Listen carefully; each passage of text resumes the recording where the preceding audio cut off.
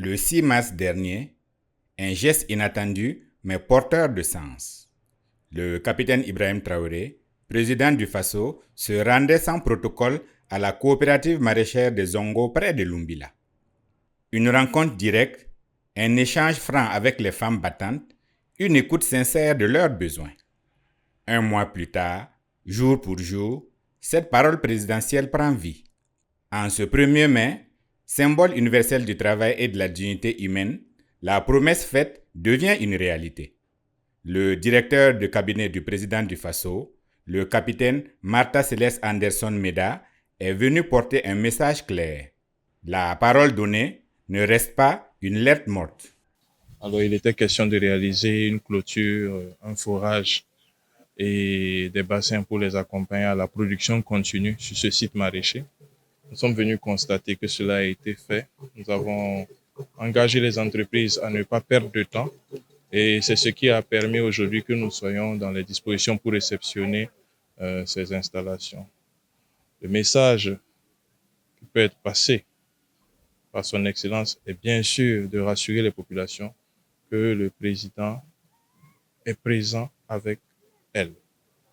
Que le président du Faso travaillera toujours à préserver les intérêts du Burkina Faso au-delà de tout ce qui est possible. Je pense que son Excellence nous a tous engagés et nous faisons corps avec lui pour faire en sorte que le Burkina Faso puisse se développer, puisse avoir les ressources nécessaires à la sécurité alimentaire, faire en sorte que par ces productions, nous puissions vivre dignes, libres et souverains. Sur 3,76 hectares, les signes du changement s'élèvent. 2 châteaux d'eau majestueux, 2 forages stratégiques, 15 bassins de stockage, bien plus que des infrastructures.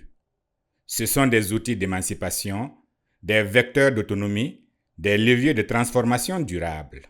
La coopérative féminine de Zango, autrefois limitée dans son élan, voit désormais son avenir irrigué d'espoir.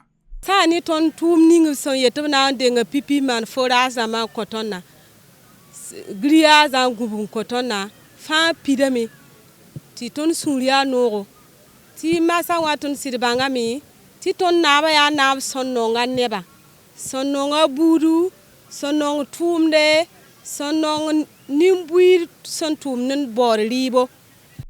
L'accès sécurisé à l'eau va permettre de tripler voire de quadrupler la production maraîchère.